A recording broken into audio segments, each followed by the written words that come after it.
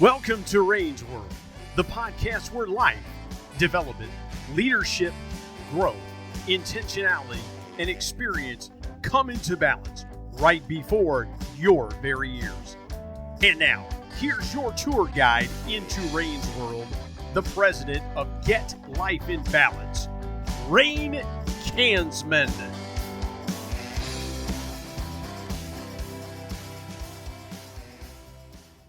All right, welcome back.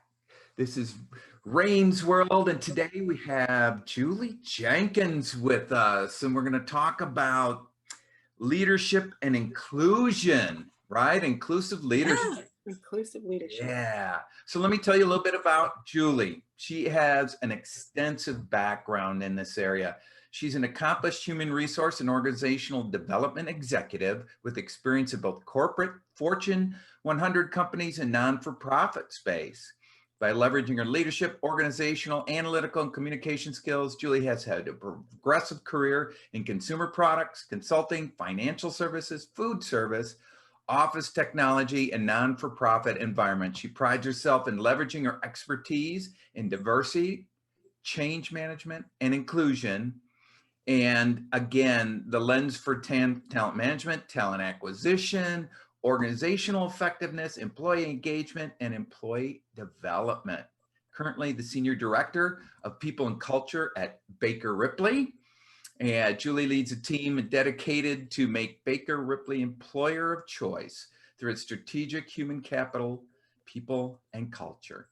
Functional pillars, talent management, HRIS, total rewards and recognition, learning and development, internal communications and diversity, engagement, and inclusion. Inclusion, not collusion, inclusion.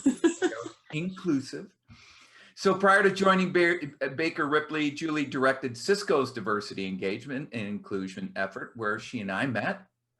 And while at Cisco, she launched her first diversity inclusion advisory council and developed the first diversity roadmap, diversity training curriculum, and measurement system. She has special place in her heart for the youth and has developed a toolkit intended to support children appreciation of diversity. I love that. Who am I? Who are you? And raising children in a diverse world. They certainly, it certainly is a big piece we've been missing for a long time. Julie has held various HR positions, Legnan Associate, Cisco, Lyondell Basel. Did I get that all right? Lyondell Basel. Basel. It's oil and gas company here. Yeah, there you go. IBM, The Human Element, QED, Pearl and Meyer and Partners, Xerox, Philip Morris, Kraft Foods, GE Capital, and Champion International. Additionally, Julie has been corporate fellow with the University of Houston downtown and an adjunct professor at Fairfield University. Wow, huh? Yeah. She has her MS in organizational management, HR development from Manhattanville College, Purchase, New York, and BA in math and philosophy from Mount Holyoke College, South Hadley, MA, Mass. I remember your background in Massachusetts. Yes. Julie has been a guest speaker at various conferences, workshops, including Spelman's Diversity Conference, ASTD, and EEAC. She's a graduate of leadership in Houston's class of, let me put these Roman numerals together. 36. Thank you, 36, and currently serves on the Advisory Board Council for Recovery in Houston, Texas. Previously, she served on the board of directors for Escape Houston, board of trustees for the Covenant of Sacred Heart in Greenwich, Connecticut. Very nice. Yeah. And in the design team advisory board for Parent Leadership and Training Institute, PTL, Stamford, Connecticut, and on the board of directors for ERC Inc., Norwalk, Connecticut, and New Neighbors, Stamford, Connecticut, Stamford Mayoral Youth Services Bureau in Stamford, Connecticut, and Communities in Action, Stamford, Connecticut, and the Teddy Bears and Teacups Charity in Connecticut. Julie and her husband, Darren, live in Pearland, Texas, along with their fur baby, Benz. This is Julie. This is me. Yeah, welcome. Wow, it's like, whoa. I did a lot in Connecticut. I haven't done as much since I've been here in Houston. I'm working on it. I'd have to say you did quite a lot for us at Cisco. So I appreciate that. But yeah, Well, you're building back then, right? That's when you're building all your stuff.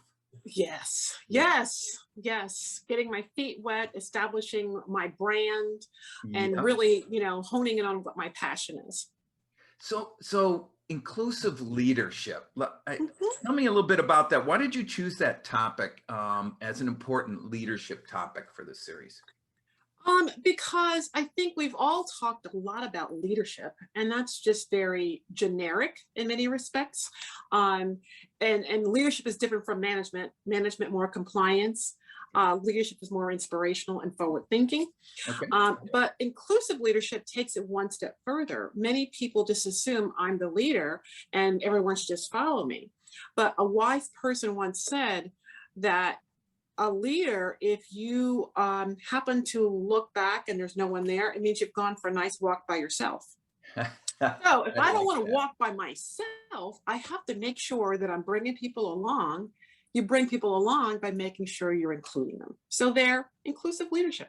I love that. I love that. Yeah. And I remember a piece that I had read, again, one of those wise gurus of leadership saying that and I think it was Max Dupree actually, he said, a leader needs to earn their followers. That's Absolutely. what it sounds like you're talking about right there. Absolutely. Yeah. Absolutely. Well, cool. So, what does inclusive leadership encompass? I mean, when you So talk about that. when I think about inclusive leadership, Yep. I think it is situational. I think it is respecting that your team and who you're interacting with are going to be different. Everyone's not the same. And if you approach people as being the same, you're going to get something other than what you might really want. Right. You and I, while we have many similarities, Right. there's going to be some distinct differences. Yeah. So I was speaking to my colleagues, and we were talking about this subject, and I asked them, what makes me an inclusive leadership? And their response was, you respect our differences, and then you flex to us as opposed to all of us expect to be flexing to you. So I will adjust my management, my leadership style to understand and to meet my individual direct reports where they are. I am very sensitive to the fact that what it takes to get the most out of you might be different than what it takes to get the most out of someone else. Mm-hmm. And I know how I want to be treated. That's great. Mm-hmm. But I don't necessarily treat you the way I want to be treated. I treat you the way you want to be treated. Yeah. So that's also the difference between the golden rule and the platinum rule of inclusion and diversity. Mm-hmm. I like that. And the platinum rule is one of my favorites, and I agree with that. Here's what's interesting to me as you said that, Julie, because I was blessed to be brought up in a household that respected everyone. And, and my parents are, still alive at 92 and 90, but so that's an older generation. And for them to be that open about that was a blessing for me. So any biases that I had, I either got from a past generation, uncles, or the experience that we get, right? But boy, this was eye-opening when it first started coming up. I'm thinking, yeah, sure, I treat everybody the same, and then I started thinking about some of the unconscious things. Yeah, right? yeah. And I went, oh, Rain, you're not as good at this as you think. Yeah. It's important. And what's going on in society right now, you have to just take a pause and rate and just kind of reflect, what am I doing? Am I doing something subliminally? Are there certain assumptions that I'm making? I was just on a call a few minutes ago, and one of our employees was concerned that her manager was treating her differently. And felt as though the employee, as a Black female, wasn't getting the same support, the same respect as her white male or Hispanic male counterparts. And we kept on digging. And she was trying to give some examples. And unfortunately, the supervisor in question, the manager in question, I said, she's just an equal opportunity offender. Yeah. So she wasn't discriminating because of anything. She just was not a good manager. Right. Right. However, something that she said that did really kind of said, she said that when this particular leader interviews Hispanic or white candidates, it's like, oh yeah, all leaning in and all good. But when she interviews a Black candidate, she's going to drill down to confirm the educational background. And she's seen her do that. And I'm like, wow, that's not being fair. It's not being inclusive. It's not being respectful. Is there a bias there? Is she even aware of the bias? Right. Because some things we do just because we've fallen into a habit, Right. and it's not necessarily deliberate. It's not intentional. But as adults, as responsible human beings, we are responsible for our actions, regardless of the intention, Right. and also responsible for the impact of our actions, regardless if that's what we intended. So reeling it back, to be an effective leader, you have to be inclusive. You have to bring some of those unconscious biases. You got to have some straight talk. Look yourself in the mirror and like, okay, really? Do I have a bias there? What do I need to do adjust there? The first step is just acknowledging that there's a bias. Right. Mm-hmm. So, and that's hard sometimes. Absolutely. I mean, again, for me, the aha was, I always thought I was fair, open, and didn't have that those biases. But yeah, they showed. And then you're right. It's a look in the mirror type thing, and going, okay, it's not how you want to be. That's not your intention to be that way, Rain. You want to be more open, and so your actions need to support that. Yeah, it's hard. I know, but it's so needed because you're right. We have some differences, but you and I have more similarities than we do differences. We do. We are all human, and we all deserve an opportunity to have a level playing field. Absolutely. Let's think about something else too. If you don't feel like you're included, are you willing to bring your best self? Are you willing to do that extra? Are you willing to give it even your all? No, I'm not going to want to do it. So I, as a leader, need to understand that I need to pause and, okay, what do I need to do to support, to engage, to make that person feel included? Yeah. Now, you can call it, some people said, Julie, you're just being charming. Yeah. I don't know if I'm being charming. I'm just being somewhat practical and pragmatic. But I want to give my best, and I want to support you to give your best. Yeah. So that's great. Inclusive leadership. I love that. So say I'm a new leader, right? And I'm in your organization, and I want to build a more inclusive culture with my team. What are some of the recommendations you would make? I think the first thing you need to do is one, have some one-on-one time with your team. Okay. Yeah. That was really important because you're establishing your relationship, understanding what is it that they're doing. Okay. And then what is it that you need to be successful? Mm-hmm. What is it that you also want to do? What is your brand? How can I support you? And you can't do that particular conversation in a big group. So that's the first thing. Okay. So really understanding that. Then as a collective, what I have done is I've done a lot to build a lot of team camaraderie and try to show how it's important that there is mutual respect, breaking down those silos. Okay. And then I'm really pride myself in modeling for my immediate direct reports and holding them accountable to reflect back to their teams. Mm-hmm. Mm-hmm. And then, guess what? Sometimes you have to pull some folks' coattails and say, listen, I know this is not what you meant, but let me tell you, that's how I took away from that. Who else might take away something different? Oh, great. That's a great So, way to approach it. just kind of doing that. Um, I tend to be very straight talk, but very compassionate. Yeah. And what it's really comforting to me is my leaders who are reporting to me, they will come and say, listen, we really respect your opinion. What do you think? Give me some straight feedback. And I do. I And love guess what?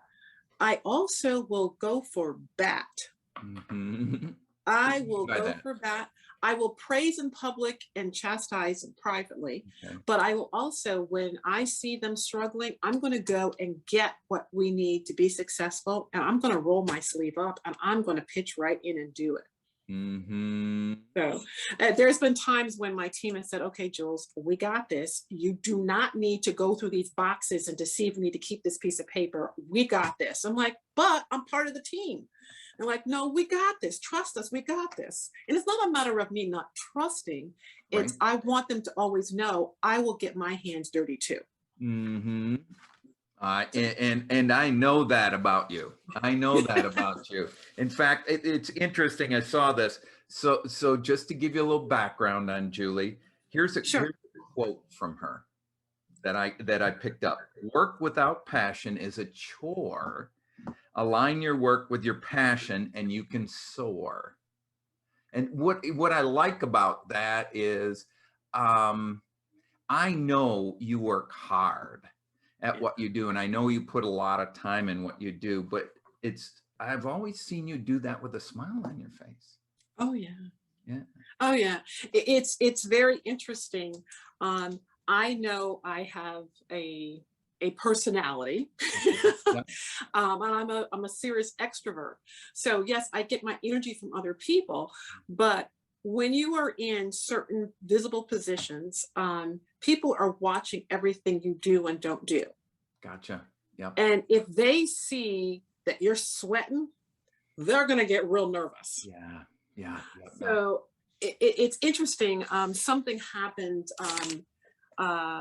yesterday. I really am empowering, and we have these what I call round robins. Okay. Because of COVID, my team gets together every Wednesday, and it is a full team meeting, non-negotiable. You better be there.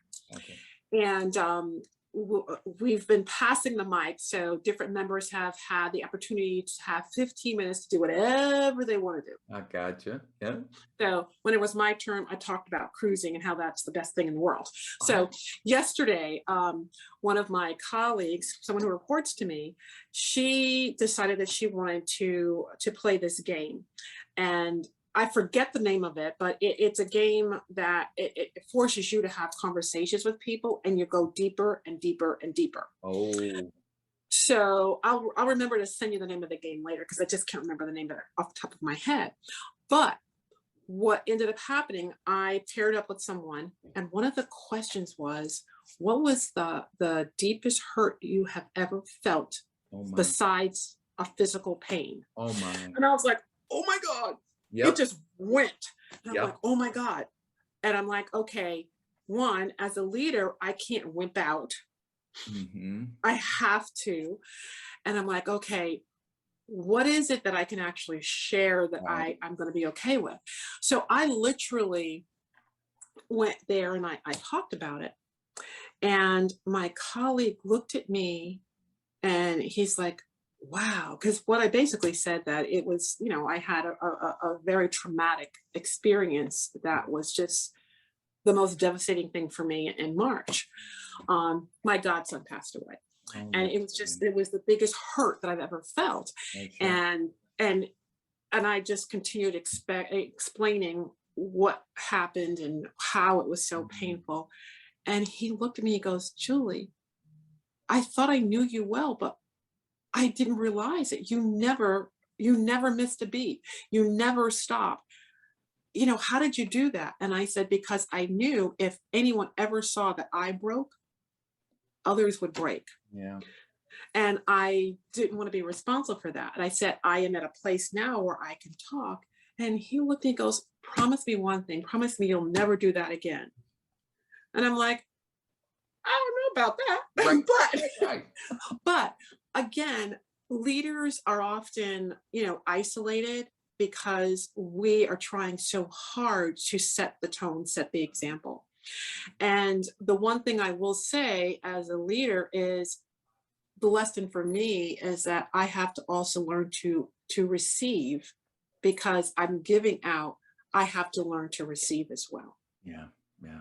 And different people have different abilities to give and receive. And that is also part of being inclusive. Some people you don't want to receive from, Yeah. but it's okay. But it's understanding and respecting and embracing, what others have to give. Yeah. Oh my. Wow. So much packed into this. Yeah. Yeah. Oh, that is great. That is great. Well, I don't have any other questions for you, Julie. You've been Okay. a wonderful guest. Thank you. This was very exciting. Well, And I I'm thank glad you you for guys- all what you're doing, Rain. It means a lot that we have folks who we can look to, who's going to um, fulfill a need that many people forget. And you do it in such a compassion, fun, and just creative way. So thank you. Thank you for being you, and thank you for giving me the opportunity to be in your series. And thank you for inspiring me in ways that you don't even know. Oh, well, thanks. So please let Darren and Benz know that I appreciate you giving us this time.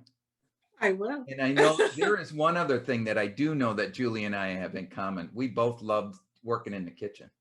Oh my gosh. Well, I've got a half cooked dinner on the kitchen that I have to go run to the store to get the final ingredient. But I'm going to do that and then I'll cook. Yes. All right. Me too. Okay. But I'm going Enjoy. to do that. Enjoy. Thank you. Take it care, easy. Julie. Bye. This has been another leadership lesson from Rain's World. If this kind of learning whets your appetite, leaving you wanting for another helping of this kind of content, visit me at getlifeandbalance.com.